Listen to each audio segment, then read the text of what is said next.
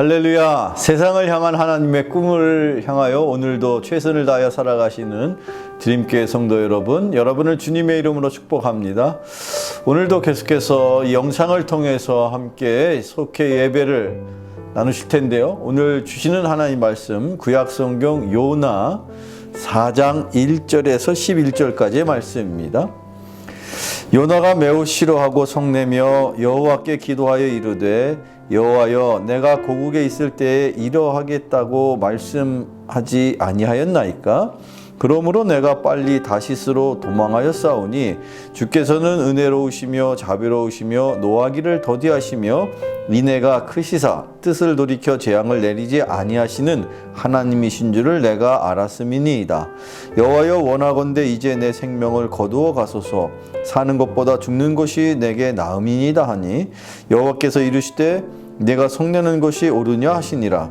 요나가 성읍에서 나가서 그 성읍 동쪽에 앉아 거기서 자기를 위하여 초막을 짓고 그 성읍에 무슨 일이 일어나는 것을 보려고 그 그늘 아래에 앉았더라. 하나님 여호와께서 박넝쿨을 예비하사 요나를 가리게 하셨으니 이는 그의 머리를 위하여 그늘이 지게 하며 그의 괴로움을 면하게 하려 하심이었더라. 요나가 박넝쿨로 말미암아 크게 기뻐하였더니 하나님이 벌레를 예비하사 이튿날 새벽에 그 박넝쿨을 갉아먹게 하심에 시드니라. 해가 뜰 때 하나님이 뜨거운 동풍을 예비하셨고 해는 요나의 머리에 쪼임에 요나가 혼미하여 스스로 죽기를 구하여 이르되 사는 것보다 죽는 것이 내게 나으니이다 하니라. 하나님이 요나에게 이르시되 네가 이 박넝쿨로 말미암아 성내는 것이 어찌 옳으냐 하시니 그가 대답하되 내가 성내어 죽기까지 할지라도 옳으니이다 하니라. 여호와께서 이르시되 내가 수고도 아니하였고 재배도 아니하였고 하룻밤에 났다가 하룻밤에 말라버린 이 박넝쿨을 아꼈거든.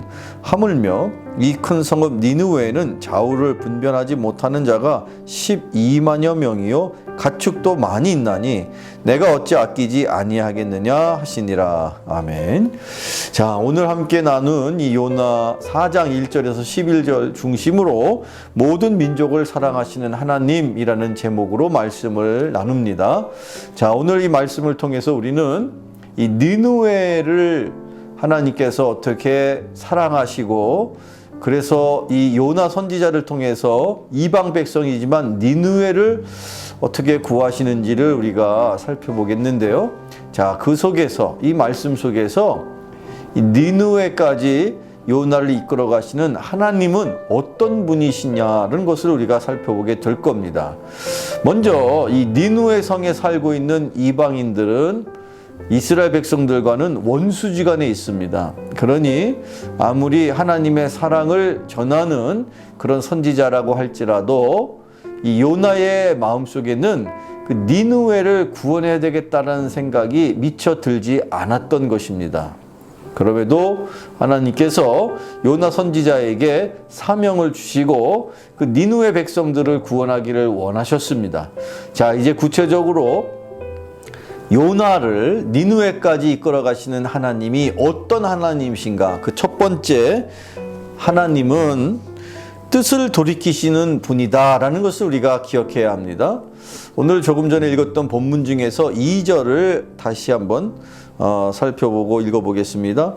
여호와께 기도하여 이르되 여호와여, 내가 고국에 있을 때에 이르겠다 하고 말씀하시지 아니하였나이까?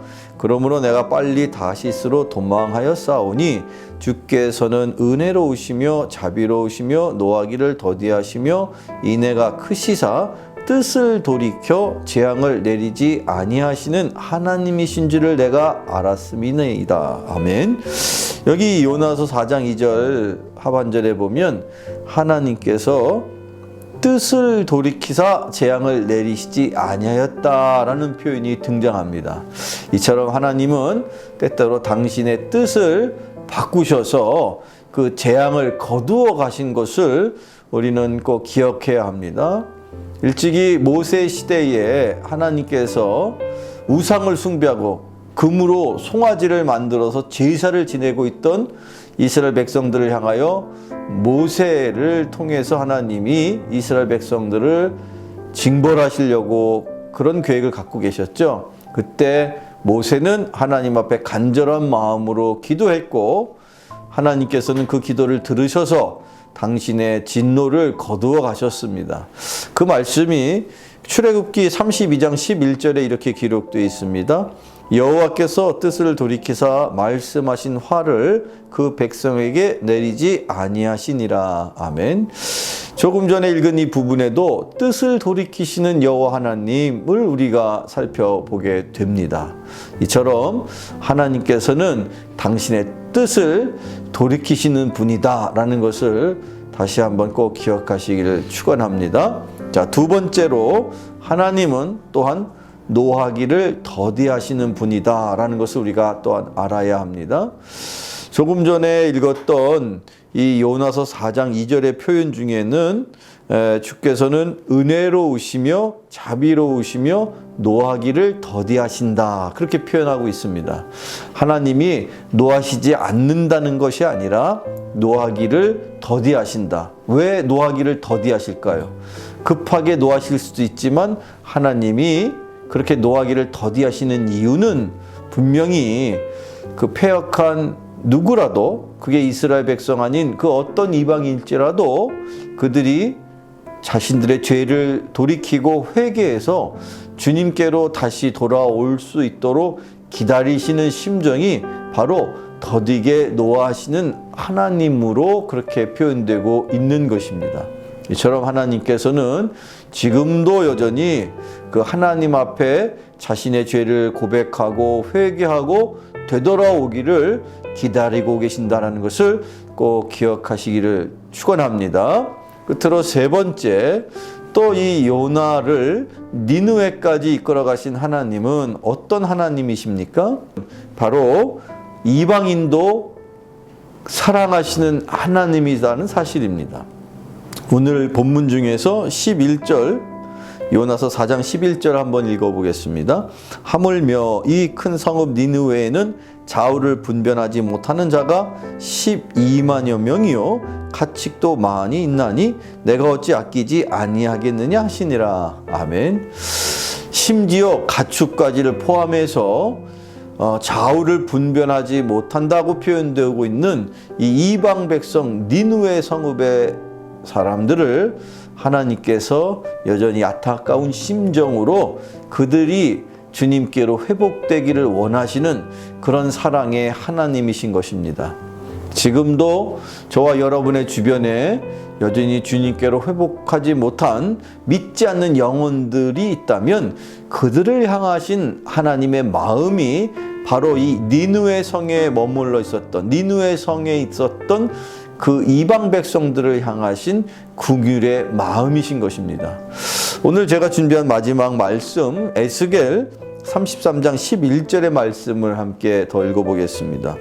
너는 그들에게 말하라. 주 여호와의 말씀이니라. 나의 삶을 두고 맹세하노니 나는 악인 죽는 것을 기뻐하지 아니하고 악인이 그의 길에서 떠나 사는 것을 기뻐하노라. 이스라엘 족속아 돌이키고 돌이키라. 너 약한 길에서 떠나라. 어찌 죽고자 하느냐 하셨다 하라. 아멘. 이 에스겔 선지자를 통해서도 하나님은 분명히 우리에게 말씀하십니다. 악인이 죽는 것을 하나님이 원하시지 않는다. 오히려 그가 그의 길에서 떠나, 즉 악행을 하나님 앞에 고백하고 그 악인의 길을 돌이켜서 하나님의 길로 회복되는 것을 하나님이 더 기뻐하신다는 것이죠.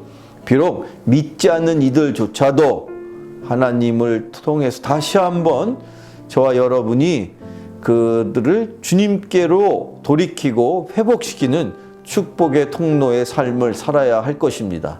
오늘 주시는 말씀을 꼭 기억하셔서 하나님께서는 자신의 뜻을 돌이키시고 또 분노를 더디하시며 심지어 이방 민족까지도 사랑하신다는 그 하나님 다시 한번 기억하면서 끝까지 주님의 뜻을 따라 살아갈 수 있는 저와 여러분 모두가 되실 수 있기를 주님의 이름으로 축원합니다.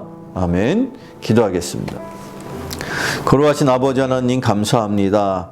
오늘도 귀한 속회의 말씀을 통하여 하나님의 마음을 깨닫게 하셨사오니 비록 악인일지라도 그들이 주님께로 회복되고 회개하여 주님 곁으로 다시 돌아오기를 원하시는 그 주의 마음을 저희들이 다시 한번 깨달아 알게 하시니 감사합니다. 그 마음을 저희들도 품고 우리 주변에 믿지 않는 이들이 우리들을 통하여서 주님께로 회복되어질 수 있도록 저희들이 축복의 통로로 쓰임받는 인생을 살게 하여 주옵소서. 예수님의 이름으로 감사하며 기도하옵나이다. 아멘.